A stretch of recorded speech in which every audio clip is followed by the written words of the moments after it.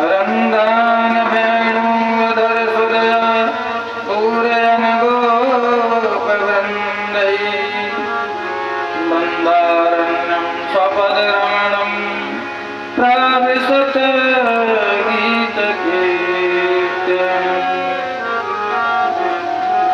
व्रजे वसन्तं नवनीतचोरं गोपाङ्गनामजदपूलचोरम्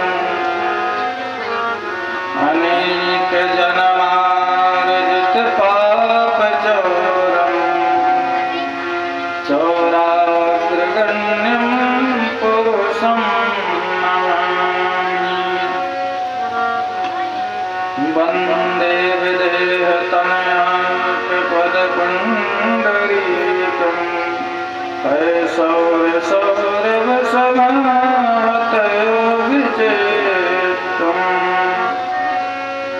हन्तं प्रतापमुनिसंनिहंससेव्यं स्तन्यमानसारपरपीतपरायणञ्जम् मौर्य वृंदावन बिहारी लाल की जय। भागवत महापुराण की जय। श्रीमद् भागवत पुराण अंतर्गत यह श्रीमद् भागवत महापुराण बालकृष्ण लाल की वाङ्मय मूर्ति तेनेयं वाङ्मय मूर्ति प्रत्यक्षसा वर्तते हरे। श्रीमद् भागवत की कथा का यह आज षष्ठम दिवस है।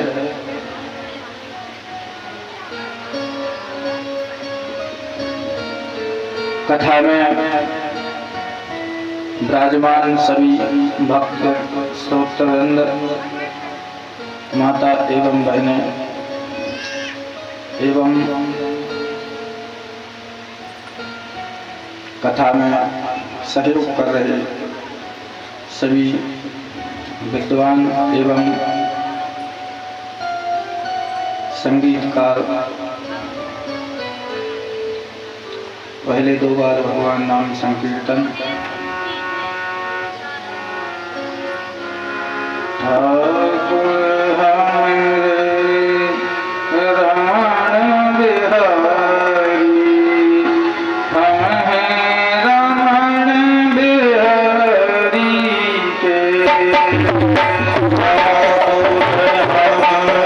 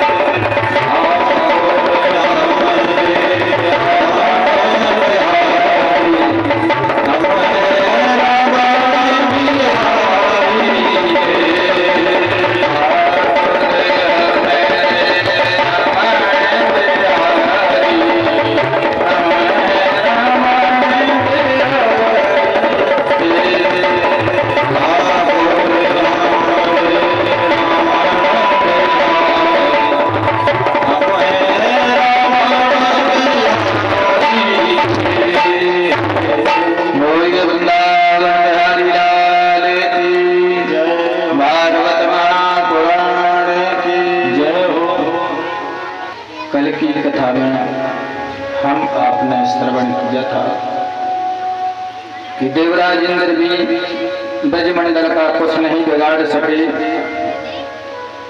देखा जाए तो देवराज इंद्र त्रिलोकी के भगवान हैं, परंतु भगवान के प्यारे भक्तों का अमंगल करने पर भगवान इंद्र को भी नहीं छोड़ा।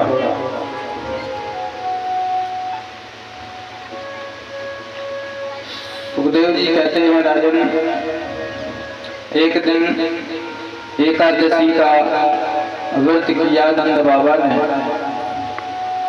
और जब द्वादशी में पारायण का मुहूर्त आया तो यमुना जी स्नान के लिए जाते हैं, और स्नान करने के लिए जो ही जल में नंद बाबा प्रवेश करते हैं, उसी समय पर वरुण के दूत आकर के नंद बाबा का हरण करके ले जाते हैं। जब बहुत काल हो गया, बहुत समय हो गया, नंद बाबा जी घर नहीं पहुंचे, तो मैया यशोदा ने कृष्ण से कहा कि बेटा, तुम्हारे पिताजी कालिंदी यमुना में स्नान के लिए गए थे, अभी तक नहीं आए। तब भगवान जाकर देखते हैं तो वस्त्र किनारे पर रखे हैं, परंतु पिता को जब नहीं देखा, तब भगवान कालिंदी यमुना में प्रवेश कर जाते हैं। वहां वरुण लोक में जब वरुण ने देखा कि भगवान आ रहे हैं, तो वरुण ने अपने सेवकों के सहित भगवान का अभिवादन किया, स्वागत किया, और कहा, महाराज आपका कैसे यहाँ पर आना हुआ? तो भगवान ने कहा कि हमारे पिताश्री स्नान के लिए आए थे, और यहाँ आपके कोई अनुचर पिताजी को यहाँ ले आए। तब वरुण ने भगवान से क्षमा मांगी और कहा, अजानता माम के नाम मूढ़े नावत कार्य नाम, अनजानता के कारण मेरी दूत आपके पिताजी को ले आए। आने को तब बता तब भगवान संतु महर्षि, हम बार बार क्षमा प्रार्थना करते हैं। और भगवान को नंद बाबा से मिला करके भगवान ने वहां अपने पिताजी को, भगवान ने अपने वैभव, अपने लोगों का दर्शन कराया।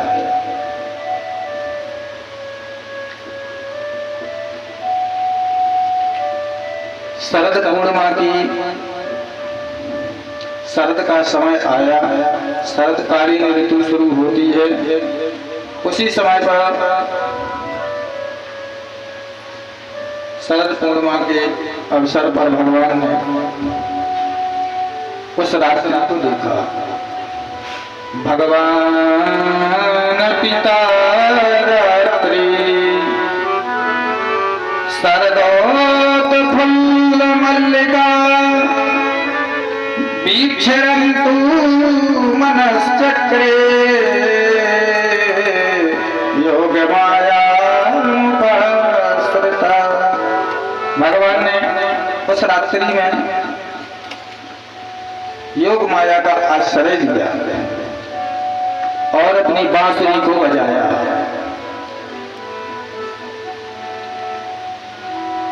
भगवान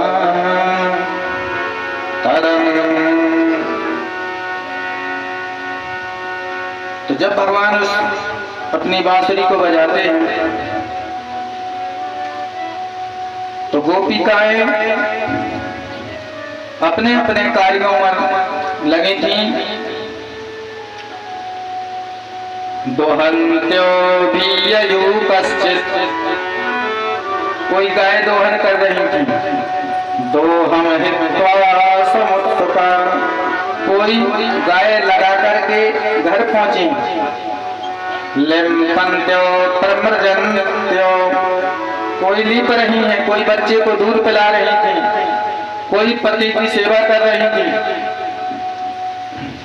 और जब भगवान ने उस वेणु का नाद किया, तदं गीतं तदनं प्रवर्धनं व्रजस्त्रिया कृष्णगृहीतमानसा।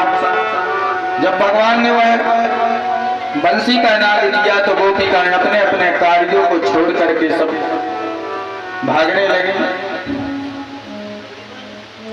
कोई काजल लगा रही थी तो एक आंख में काजल लगा पाए, ऐसे ही छोड़ के भागे।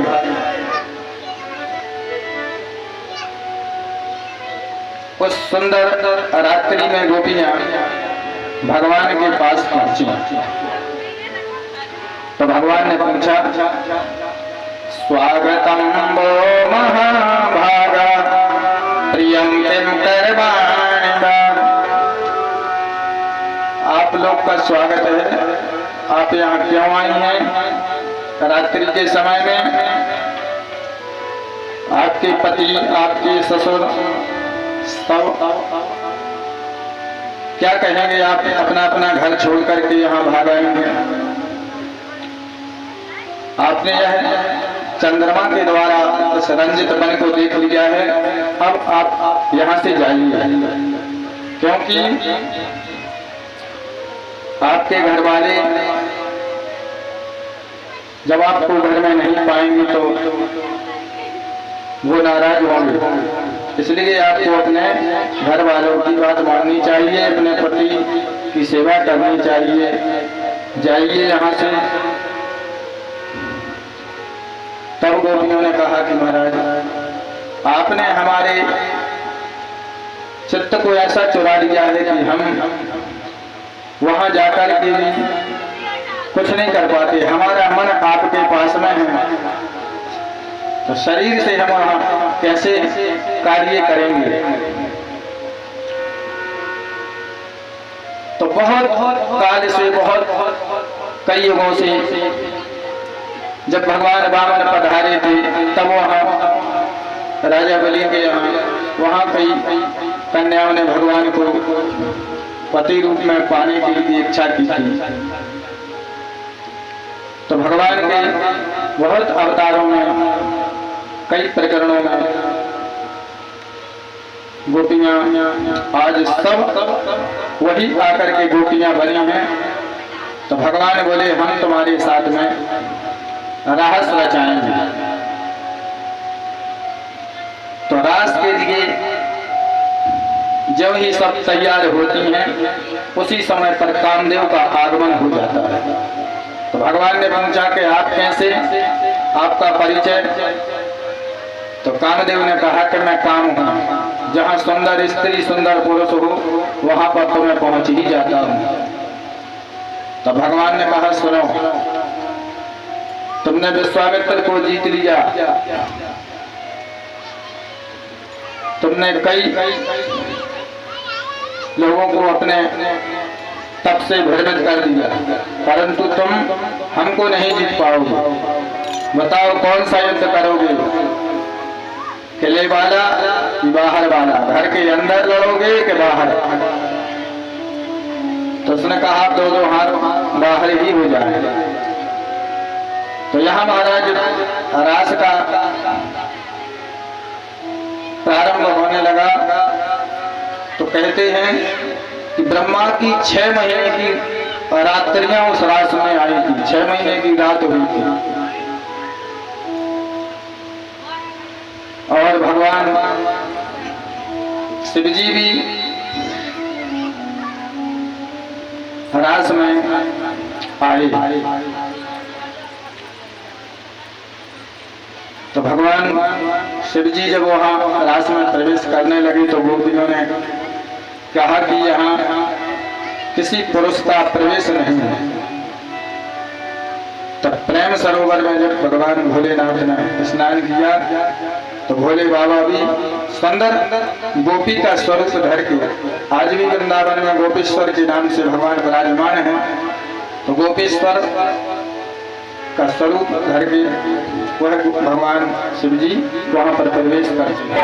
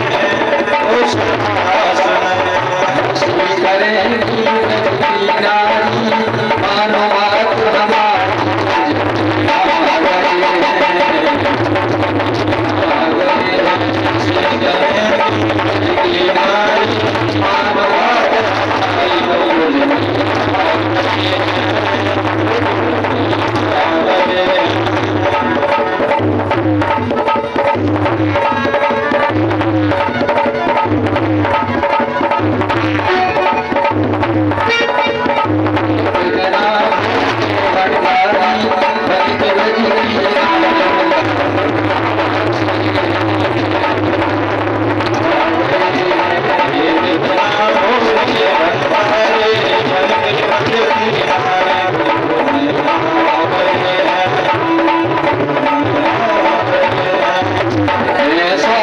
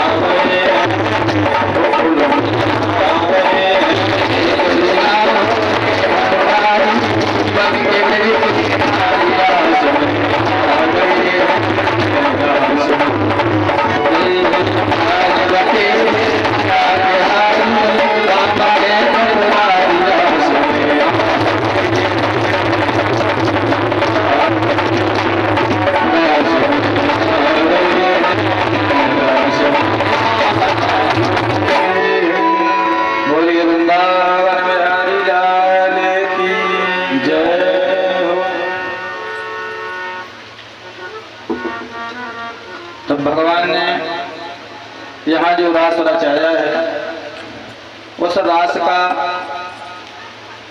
अर्थ कोई गलत नहीं है। भगवान ने काम देव पर विजय प्राप्त करने के लिए यह रास लीला की थी। काम विजय प्राप्त अर्थम स्वयं रास लीला।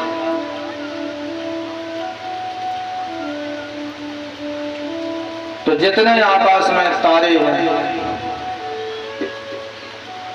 इसी प्रकार उतने ही भगवान अपने आप को शरीर में प्रकट कर देते हैं। सब गोपियों के बीच में भगवान ने अपने अनेकों स्वरूपों को प्रकट कर दिया। गोपियों के साथ में हाथ से हाथ पकड़कर, गाल से गाल स्पर्श करके भगवान रास रचा रहे। इधर देवताओं ने ये सब जब देखा तो चंद्रमा मूर्छित हो गया। सारे देवता घबरा गए यह दृश्य देख करके कि भगवान यह क्या कर रहे हैं। और तो ठीक राजा परीक्षित स्वयं आश्चर्यचकित हो गए। परीक्षित ने प्रश्न कर दिया सुखदेव स्वामी से कि महाराज एक बात बताइए कि यह भगवान है, ये भगवान का कर्म है, ऐसा भगवान ने क्यों किया? सा कथम धर्म से तू नाम, सा कथम धर्म से तू नाम, वक्ता करता विरक्षिता, प्रतीपम आचरत ब्रह्मण परदारा विमर्शनम। वह कैसा धर्म का मर्यादा का सेतु बांधने वाला भगवान है। सह कथम धर्म सेतु नाम, वक्ता करता भी रक्षता। वो कभी गीता कहता है, कभी बड़े बड़े पुराणों का व्याख्यान करता है। और परदारा भी मर्सनम, दूसरे की लुगाई से गाल में गाल लगा करके रास रचा रहा है। ये कहाँ का धर्म है? आगे आने वाला है महाराज घोर कलयुग।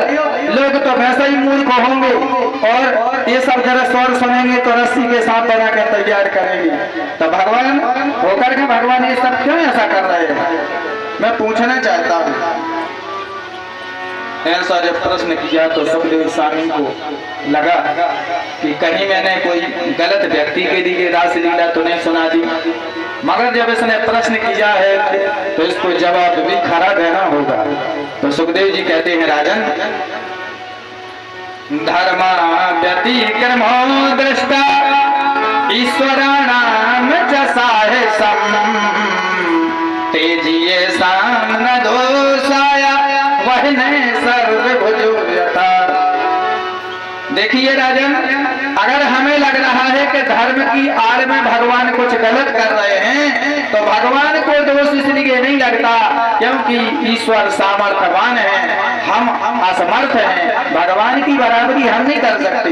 कई लोग कहने लगते हैं कि अरे महाराज भगवान ने तो 16,000 के साथ में विवाह किया था, हम दो चार ही के साथ में कर ले तो हानि क्या है?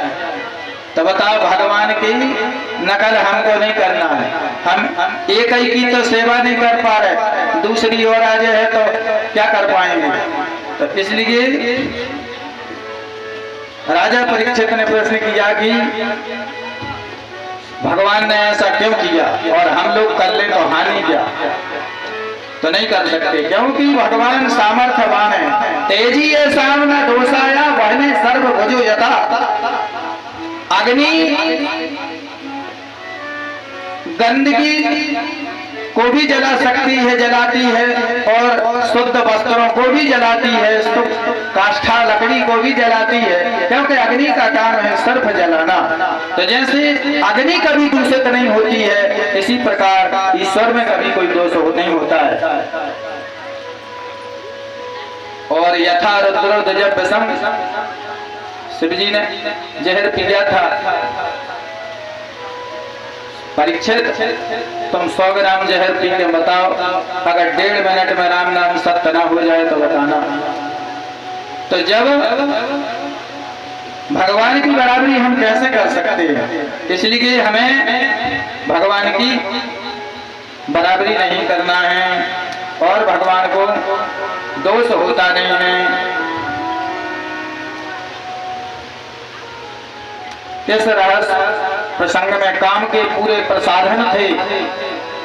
कामदेव ने हर अपना असर दिखाया, परंतु भगवान पर कामदेव का कोई असर नहीं रहा और कामदेव को भगवान ने उल्टा लटका दिया, कामदेव को पराजित कर दिया। क्योंकि जहाँ राम तहाँ काम नहीं, जहाँ राम नहीं काम, वो तुलसी दो भी रह सके रवि रजनी एक धाम। जहाँ राम जी हैं काम वहाँ रह नहीं सकता है, और जहाँ काम होगा तो राम जी जाएंगे काहे को वहाँ। और रात्रि और दिन ये दोनों कभी एक साथ में नहीं रह सकते हैं। तो भगवान ने काम को जीत लिया। सब गोप ग्वालों को तो यही लगा कि हमारी पत्नियां हमारे ही पास में हैं, जबकि 6 महीना की रात्रियां उस रास मंडल में आई थी, 6 महीना की रात्रि हुई थी रास में। तो ब्रजवासियों को तो यही पता रहा कि हमारी गोपियां हमारे ही साथ में हैं। और जो इस रास प्रसंग को श्रवण करता है तो मानव के हृदय का सबसे बड़ा दुश्मन है काम। विक्रीडतम ब्रजवधो भरदम च विष्णु श्रद्धान्वितो यान शृणुयात् वर्णयत्या भक्ति परां भगवती प्रतिलभ्य कामा रुद्रोग्रमास्य पहनोत चरण धीरा। तो भगवान की जो ये रास लीला को श्रवण करता है उसके हृदय से काम निकल जाता है। तो सुखदेव जी कहते हैं कि राजन परीक्षित अब तुम ही बताइए, जिसको सुनने से काम निकल जाता हो वह कैसे काम लीला हो सकती है। तो यह तो